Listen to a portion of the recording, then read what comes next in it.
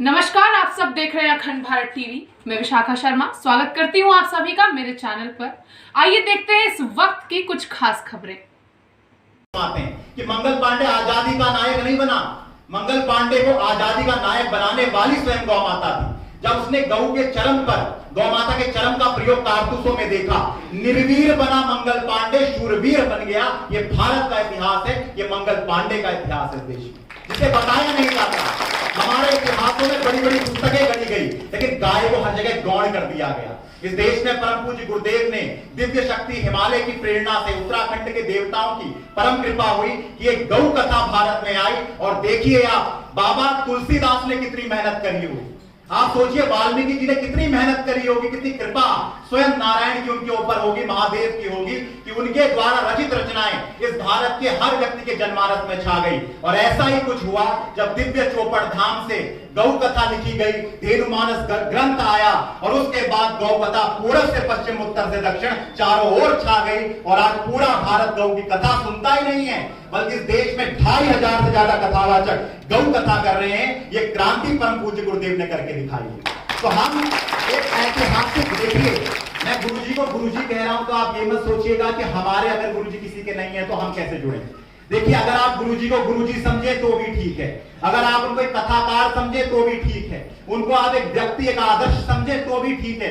लेकिन आप सोच लीजिए, इस देश में गौ कथा को लाना, इस देश में गौ माता को राजमाता का विचार स्थापित करना और इस देश के अंदर पे 3 राष्ट्रीय आंदोलन कर देना कोई सामान्य व्यक्ति के बस की बात नहीं है। ये कृपा है गौ माता की, क्योंकि कृपा से हमें इस देश में अभी वर्तमान तौर पे परम पूज्य गुरुदेव दिखाई देते हैं, जो किसी भी पल ये नहीं सोचते कि हमें, उनको किसी बात का डर नहीं है। सीधी सी बात है, आज देश में लोग अनुदान की बात करते हैं, अपने सम्मान की बात करते हैं, लेकिन परम पूज्य गुरुदेव ने इस देश को हनुमान बनना सिखाया। हनुमान कोई ऐसा केवल राम जी का भगत नहीं है, हनुमान एक ऐसे व्यक्ति है, गुरुदेव ने बताया, जो अपनी पूंछ में आग लगा देता है। ऐसा कार्यकर्ता जिस दिन हमारे अंदर का भाव बन जाएगा, उस दिन इस देश में सीता की अर्थात गौ माता की प्रतिष्ठा हो जाएगी। इस कार्य को परम पूज्य गुरुदेव ने प्रारंभ किया। तो ये जो प्रेरणा हम काटते हैं और हम अपनी सेना को खिलाते हैं, तो तुरंत आप मुसलमानों को प्रोटेक्शन दो और इस देश में कत्ल खाने चलते रहने चाहिए। उसी लैंसडाउन नाम के अंग्रेज को जिसको पत्र लिखा गया, उसी लैंसडाउन नाम का कलंक आज उत्तराखंड के अंदर जिंदा है। ये भारत का दुर्भाग्य है। भारत के अंदर विभाजनकारी नीतियों को करने वाला और गौ माता की हत्या को करवाने वाला ऐसे शख्स का इतिहास इस देश में मौजूद है।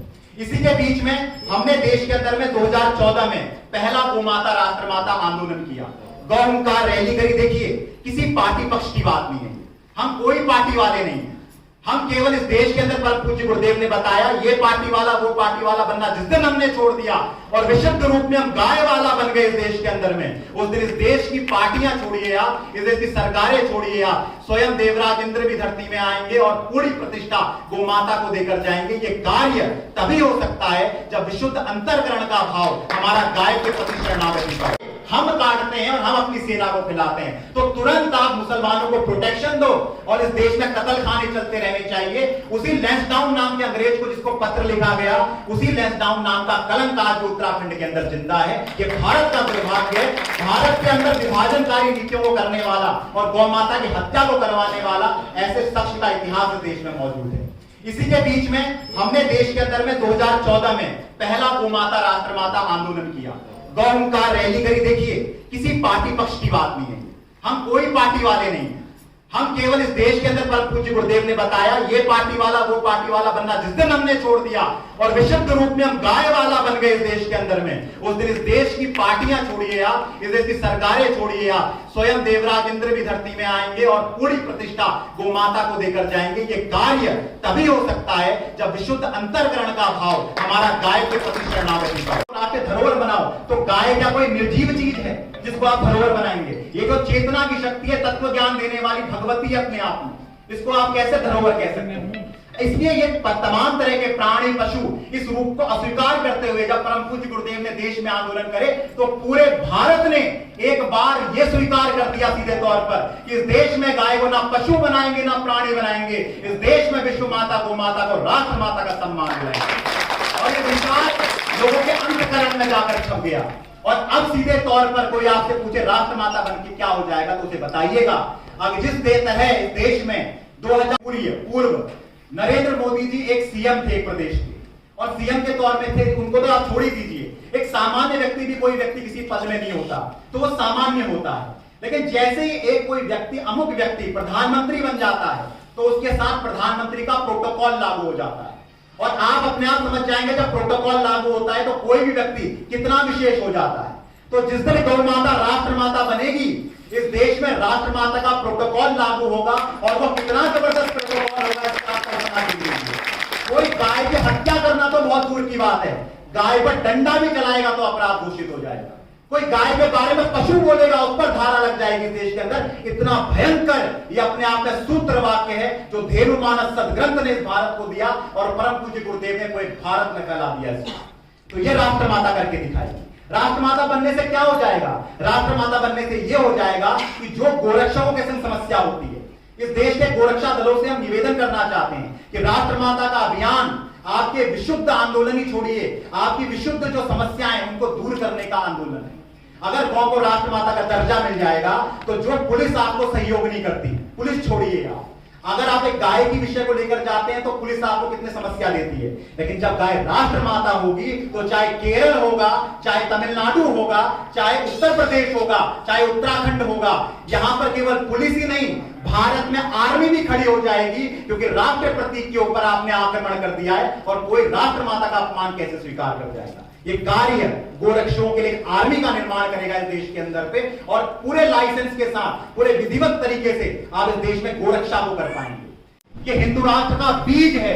जिस दिन गौ माता को राष्ट्र माता का सम्मान मिल जाएगा, इस देश में राष्ट्र माता के रूप में हिंदू राष्ट्र का बीज आरोपित आप कर देंगे, रोपित कर देंगे, और उसके बाद इस देश में हिंदू राष्ट्र तब जाके बनेगा। क्योंकि एक छोटा सा श्लोक इस देश में चलता है कि हिंदू कौन है, जो गुरुदेव कहते हैं, तो उसके बारे में कहा जाता है, गोशु भक्तिर भवेदस्य पुनर्जन्मनि ददातय ओंकार मूल मंत्रस्य स वै हिंदू रीति स्मृत।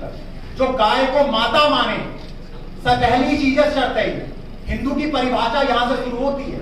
यदि कोई गाय को माता मानता हो, जिसका पुनर्जन्म में विश्वास हो, जो ओंकार को जपता हो, वही हिंदू है, और यही हिंदू संस्कृति है, और यही हिंदू राष्ट्र का असली वास्तविक बीज है। तो हमें गाय को माता का सम्मान दिलाएंगे, तब इस देश के हिंदू राष्ट्र की बातें करेंगे तो एक सेकंड में हो जाएगी। जब गाय को माता का सम्मान मिलेगा तो ये काम जरूर होगा। मैं बोलूंगा गौ माता, आप बोलेंगे राष्ट्र माता। बोलिए गौ माता की, गौ माता की, गौ माता, गौ माता, गौ माता। गाय हमारी, अरे गाय हमारी, अरे गाय हमारी, अरे गाय हमारी, अरे गाय हमारी, अरे जन्म जन्म का नाता है, ये जन्म जन्म का नाता है, ये जन्म जन्म का नाता है, ये भारत भाग्य विधाता है, ये भारत भाग्य विधाता है। अरे गौ माता को राष्ट्र माता, गौ माता को राष्ट्र माता, गौ माता को राष्ट्र माता। परम पूज्य गुरुदेव के श्री चरणों में कोटि कोटि वंदन, आप सभी को प्रणाम। ऐसी ही और वीडियो को देखने के लिए चैनल को सब्सक्राइब कीजिए, वीडियो को लाइक कीजिए, कमेंट कीजिए और शेयर कीजिए।